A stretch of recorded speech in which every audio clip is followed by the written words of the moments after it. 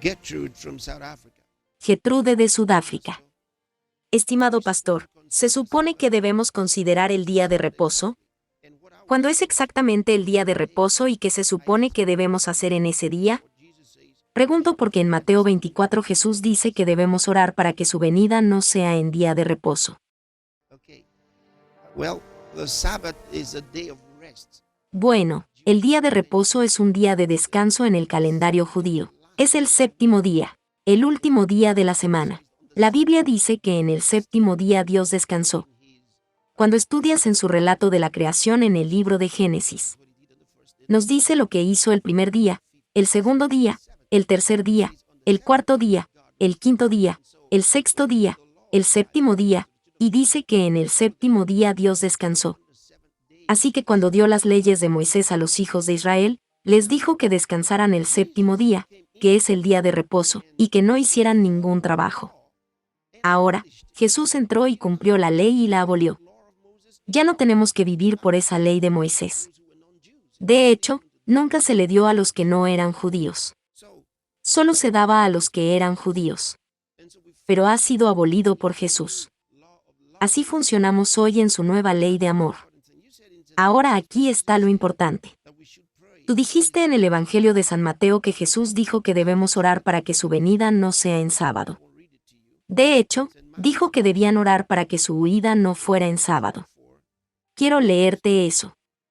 Evangelio de San Mateo capítulo 24 y versículo 20.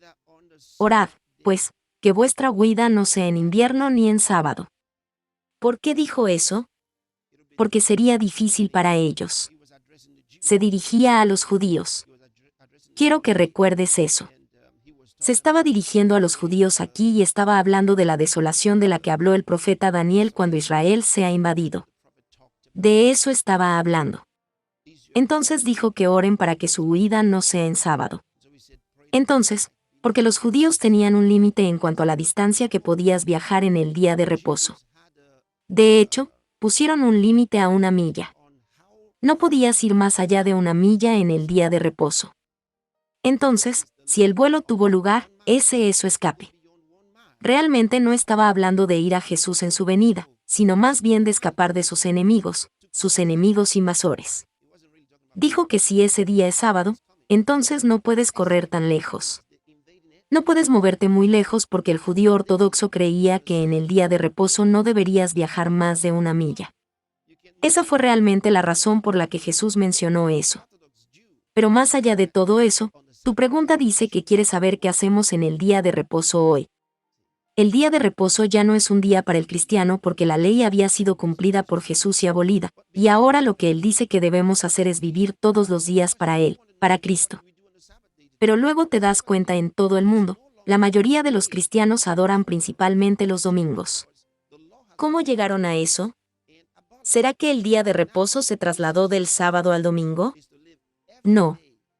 El sábado no se movió del sábado al domingo, pero los primeros discípulos eligieron un día para reunirse como hijos de Dios, y fue significativo que eligieran el primer día de la semana porque ese era el día de la resurrección de Jesucristo.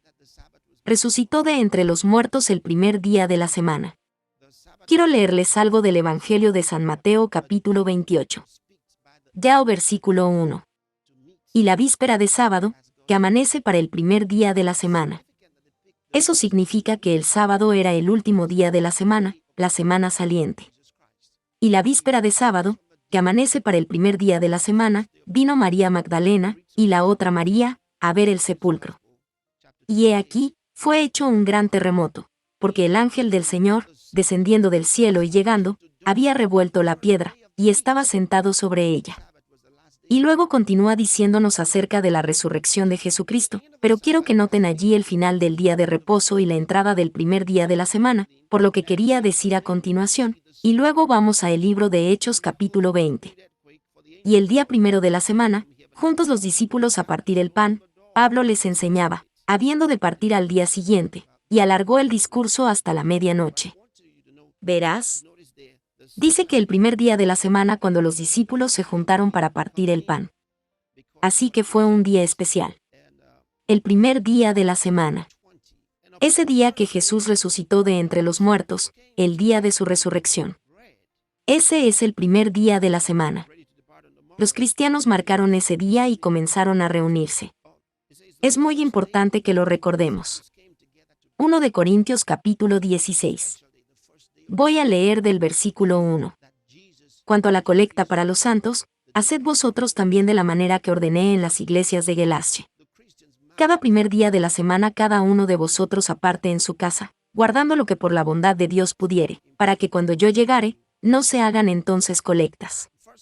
Está hablando de los discípulos juntando ofrendas para un propósito, para algo que querían hacer. Pero él dice que se reunirían en ese día, el primer día de la semana. Ellos traerían sus ofrendas en ese día, el primer día de la semana. Así que el primer día de la semana fue un tiempo especial para los primeros discípulos. Eligieron ese día. De hecho, lo llamaron el Día del Señor. Quiero leerles eso del libro de Apocalipsis capítulo 1 del versículo 10. Yo fui en el Espíritu en el día del Señor, y oí detrás de mí una gran voz como de trompeta.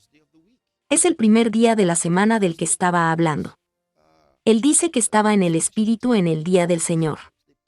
Recuerde, fue desterrado a la isla de Patmos y mientras estuvo allí dijo que estaba en el Espíritu.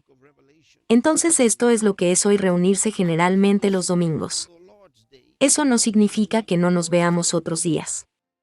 Nos reunimos en otros días, ya que la Biblia también muestra que los primeros discípulos se reunían. De hecho, a veces se reunían todos los días. Se reunían todos los días. Partir el pan todos los días. Así que podrías hacer eso también. Puedes elegir cualquier día de la semana. Déjame leerte algo más que creo que te será útil. En Colosenses capítulo 2, leyéndoles desde el versículo 16. Dice, por tanto, nadie os juzgue en comida, o en bebida, o en parte de día de fiesta, o de nueva luna, o de sábados, lo cual es la sombra de lo porvenir, mas el cuerpo es de Cristo. Así que nos está haciendo saber que la elección del día de reposo fue una sombra. Era una sombra de lo que vendría. Era un tipo de lo real, y ahora Cristo ha venido y las cosas tienen que cambiar de acuerdo a lo que el Espíritu de Dios quiere que hagamos en el Nuevo Testamento. Así que si notáis esto, dice, así que nadie os juzgue en la comida que habéis de comer o en la clase de bebida, o en cuanto a un día festivo, o de la luna nueva o de los días de reposo. Así que te está diciendo que esto ya no importa.